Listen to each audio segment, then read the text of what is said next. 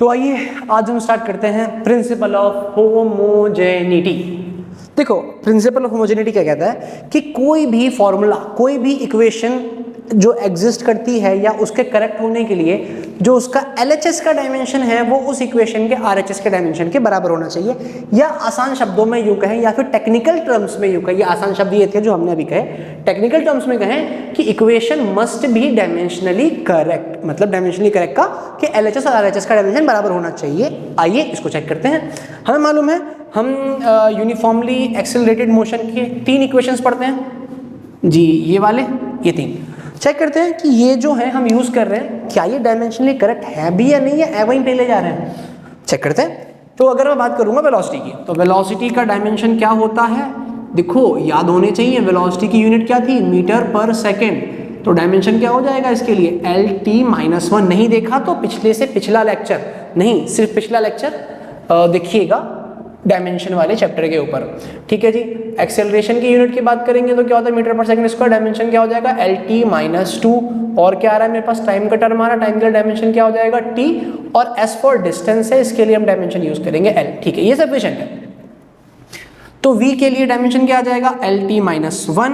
U क्या है, initial velocity है, तो वेलोसिटी, इसका भी डायमेंशन क्या होगा, LT-1 प्लस एक्सेलरेशन का LT-2 इंटू टाइम के लिए T। तो LHS में तो मेरे पास सिर्फ LT-1 है, RHS में LT-1 इतने आ रहा है प्लस L इंटू T-2, और यहाँ कितनी है, पावर 1, तो मल्टीप्लाई में पावर ऐड होगी, -2 + 1 कितना हो जाएगा, -1। तो LT-1, देखो जो LHS में डायमेंशन है वही अपना क्या है, RHS में रिपीट हो रहा है, मतलब ये वाला फॉर्मूला हम यूज कर सकते हैं, डायमेंशनली करेक्ट है। आइए इसको चेक करते हैं, तब तक आप वीडियो पॉज करके इसको और उसको ट्राई कर सकते हैं, देखते हैं। डिस्टेंस के लिए डायमेंशन में यूज करूंगा L, वेलोसिटी के लिए हम यूज करेंगे LT-1, टाइम के लिए हम यूज करेंगे T प्लस, देखो कांस्टेंट टर्म्स यूनिटलेस होती हैं, मतलब इंटीजर्स जो हैं ये 1 2 3 4 1/2 4/6 जो भी है यूनिटलेस होता है, तो डायमेंशनलेस भी होगा। यूनिट नहीं है, डायमेंशन कहाँ से होगा, तो उसको मैं लिख ही नहीं रहा। सो A का डायमेंशन क्या हो जाएगा हमारे पास, LT-2 इंटू में T का स्क्वायर, ठीक है। तो LHS में तो सिर्फ मेरे पास L है, RHS में T की पावर -1, T की पावर +1, मल्टीप्लाई में पावर ऐड होगा, -1 + 1 0, सिर्फ क्या बचेगा, L T की पावर 0 1 हो जाएगा, प्लस यहाँ पे भी क्या आ रहा है, L T की पावर -2, T की पावर +2, मल्टीप्लाई में पावर ऐड होगा, -2 + 2 0, और T की पावर 0 1, सिर्फ क्या हो जाएगा L। तो यहाँ भी देखो जो LHS में डायमेंशन है वही RHS में रिपीट हो रही है, मतलब अपना ये वाला फॉर्मूला भी डायमेंशनली करेक्ट है। ध्यान रहे डायमेंशन में कांस्टेंट से कोई मतलब नहीं होता, इसलिए कांस्टेंट ले ना ले फर्क नहीं पड़ेगा। सो यहाँ पर वेलोसिटी के लिए LT-1 का होल स्क्वायर माइनस U के लिए भी क्या करेंगे, U के लिए इनिशियल स्पीड है, डायमेंशन सेम रहेगा, LT-1 का whole square is equal to 2 से मेरे को मतलब नहीं है, एक्सेलरेशन का डायमेंशन LT-2, डिस्टेंस के लिए सिर्फ L। तो यहाँ पे क्या हो गया dimension, L² T-2 minus L² T-2 is equals to L into L, L² T-2। तो ये जो LHS में डायमेंशन है वही RHS में आ रहा है, यानी ये फॉर्मूला भी अपना क्या है, डायमेंशनली करेक्ट। तो प्रिंसिपल ऑफ होमोजेनिटी का जो कहती है कि डायमेंशनली करेक्ट होना चाहिए फॉर्मूला यूज होने के लिए, और इसको हम ऑलरेडी यूज कर रहे हैं, इसका मतलब डायमेंशनली करेक्ट होने चाहिए थे, और हमने चेक भी कर लिया कि ये तीनों फॉर्मूला डायमेंशनली करेक्ट आ रहे हैं। एक थोड़ा अजीब सा फॉर्मूला है, डायमेंशनली करेक्ट तो नहीं है पर हम उसको यूज करते हैं, उसके पीछे कहानी क्या है आइए अभी देखते हैं। एक फॉर्मूला है distance travel in last second जो निकालना होता है, that is U + A/2 into में 2T-1, ये हम निकालते हैं। अब इसका डायमेंशन चेक करते हैं, ये डायमेंशनली करेक्ट नहीं है पर इसको मोशन स्ट्रेट लाइन के जो क्वेश्चंस हैं उसमें हम यूज करते हैं। डिस्टेंस के लिए डायमेंशन क्या आता है, L, वेलोसिटी के लिए क्या हो जाएगा, LT-1 प्लस 2 को छोड़ो बाय वाले, एक्सेलरेशन का क्या हो जाएगा, LT-2, और अंदर वाले 2 को छोड़ेंगे, 1 का छोड़ेंगे, सिर्फ एक डायमेंशन बच रहा है क्या, टाइम के लिए T। मेरे को -1 से 2 से कोई मतलब नहीं, छोड़ दिया उसको। तो जो LHS में डायमेंशन आ रहा है क्यों छोड़ रहे हैं? क्योंकि डायमेंशन में कांस्टेंट से कोई मतलब नहीं होता, इसीलिए। सो LT-1 plus L-2 plus 1 minus 1 हो जाएगा LT-1। यार ये फॉर्मूला तो डायमेंशनली करेक्ट नहीं है, LHS का डायमेंशन RHS का डायमेंशन तो बराबर नहीं आ रहा, लेकिन फिर भी हम इसको यूज़ कर रहे हैं। ये तो फिजिक्स के रूल्स के अगेंस्ट हो गया कि इसको हम एक्सेप्शन कह सकते हैं? बिल्कुल नहीं भैया, ये केमिस्ट्री जितनी बेकार नहीं है। ऐसा नहीं कि कुछ भी यहाँ पे ऐसा हो रहा है तो उसको हम एक्सेप्शन कह के डाल देंगे, ऐसा नहीं है। जो रूल है वो रूल अभी भी रहना है कि कोई फॉर्मूला अगर मैं अप्लाई कर रहा हूँ that must B dimensionally correct. ये इस फॉर्म में डायमेंशनली करेक्ट नहीं है, लेकिन याद करो इस फॉर्मूले को निकाला कैसे गया था। इसमें क्या कहा गया था कि कोई ऑब्जेक्ट है, वो मान लो उसने टोटल डिस्टेंस उसने n सेकेंड में ट्रेवल किया, तो इस डिस्टेंस को मैंने या n बोल दिया, और मुझे निकालना है कि लास्ट सेकेंड में यहाँ से यहाँ तक आखिरी के 1 सेकेंड में वो कितना ट्रेवल करेगी। तो मैं क्या करूँगा, पूरी डिस्टेंस में से 1 सेकेंड कम का डिस्टेंस निकालूंगा Sn-1 का, और पूरे डिस्टेंस में से 1 सेकेंड कम का डिस्टेंस निकालूंगा और इसमें से इसको माइनस कर देंगे, तो हमारे पास जो ये आखिरी के सेकेंड में डिस्टेंस ट्रेवल है वो आ जाएगा। तो हम उसको कैसे लिखते थे कि जो SnTH है nth सेकेंड का distance travel, that must be equal to total distance minus 1 second कम का जो डिस्टेंस है उसको माइनस कर देते थे। तो देखो ये फॉर्मूला आया तो यहीं से है ना। ये क्या है, डिस्टेंस, डायमेंशन क्या होगा L, ये क्या है डिस्टेंस, डायमेंशन क्या होगा L माइनस ये क्या है डिस्टेंस, डायमेंशन क्या होना है L। तो जो आपका RHS है, RHS का डायमेंशन LHS के बराबर हो गया।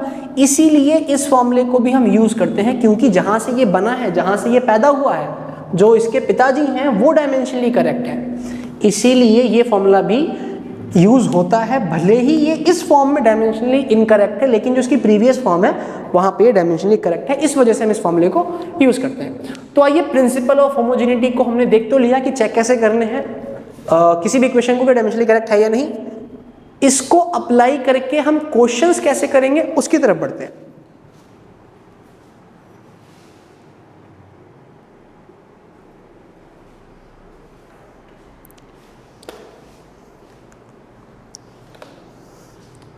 तो आइए इस क्वेश्चन को देखते हैं। ये कह रहा है कि a boy of mass m is moving in a circular path of radius r with velocity v, then we have to find the expression for force acting on it by the help of principle of homogeneity या method of dimension, दोनों बात एक ही है।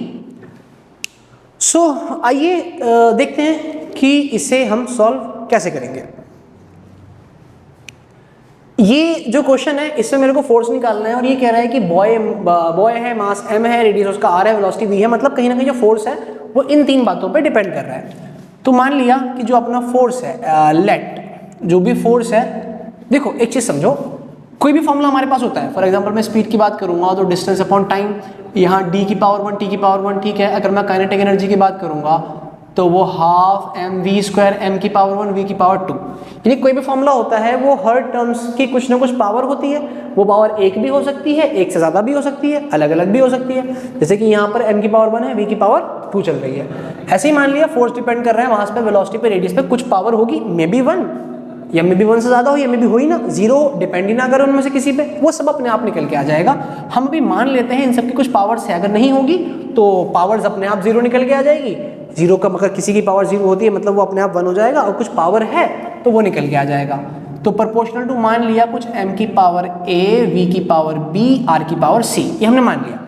May be इनमें से किसी पे depend ना कर रहा हो, वो अपने आप उसकी पावर 0 आ जाएगी, उसकी टेंशन अपनों को नहीं लेनी। नेक्स्ट स्टेप में क्या करेंगे, प्रोपोर्शनलिटी हटा के मैं कोई कांस्टेंट मान लूंगा k, सो m की पावर a, v की पावर b, r की पावर c, ठीक है। प्रिंसिपल ऑफ होमोजेनिटी का यूज करना है ना। So according to principle of homogeneity मैं यहाँ पे लिख रहा हूँ कि अकॉर्डिंग टू प्रिंसिपल, ये इस तरीके से आपका एग्जाम में करना पड़ेगा तभी नंबर मिलेंगे। According to principle of homogeneity, dimension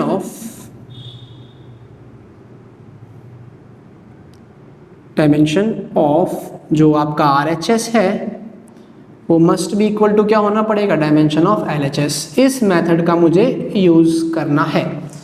तो फोर्स का डायमेंशन निकालते हैं। पहले फोर्स का डायमेंशन मैंने कहा था, याद रखेंगे हम, कितना होता है MLT-2।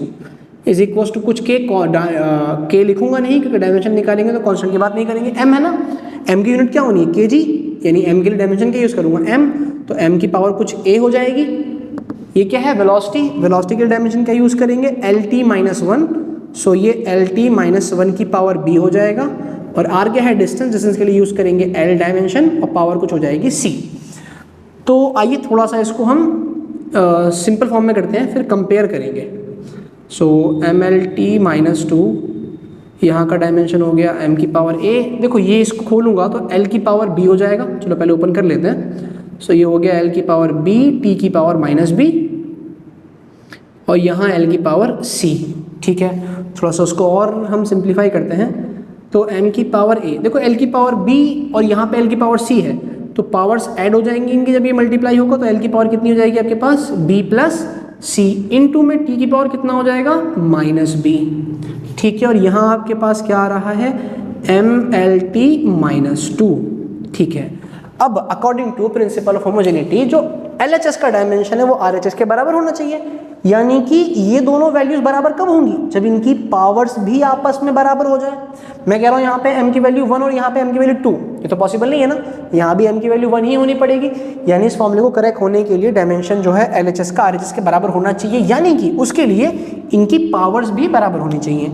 यहाँ पावर कितनी है, कुछ नहीं है तो 1, कुछ नहीं है तो 1, और यहाँ कितना है माइनस 2, यानी कि जो ये m की पावर a है वो इस m की पावर के बराबर होना चाहिए, तो a की वैल्यू तो मिल गई मेरे को 1।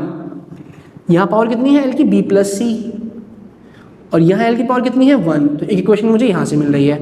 यहाँ t की पावर कितनी है माइनस b, और यहाँ t की पावर कितनी है माइनस 2, तो ये 2 से 2 कट गया, b is equal to 2, b की वैल्यू मुझे यहाँ से मिल गई।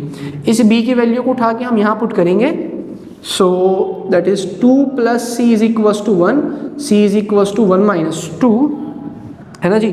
so c की वैल्यू कितनी आ गई मेरे पास -1, a मिल गया, b मिल गया, c मिल गया। अब इसको करते हैं, इसको इक्वेशन फर्स्ट मान लेते हैं हम, ठीक है, a b c मिल गया। अब इसको करते हैं हम पुट इन फर्स्ट, किसको a b और c को।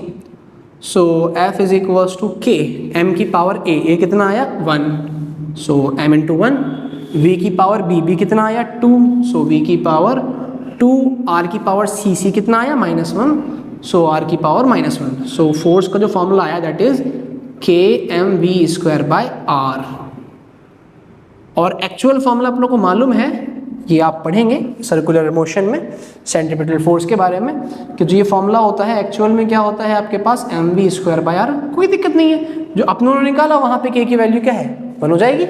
ठीक है, तो ये एक क्वेश्चन था प्रिंसिपल ऑफ होमोजेनिटी पे। तो नेक्स्ट लेक्चर में प्रिंसिपल ऑफ होमोजेनिटी के कुछ और अमेजिंग क्वेश्चंस करेंगे जो कि बहुत इंपॉर्टेंट है हमारे एंट्रेंस एग्जाम्स के लिए, नीट और जेईई के लिए। सो आई होप आपको ये क्लियर हुआ होगा। हमारी वीडियोस को लाइक करिए, चैनल को सब्सक्राइब करिए और अपने दोस्तों तक फॉरवर्ड करिए। मिलते हैं नेक्स्ट लेक्चर में।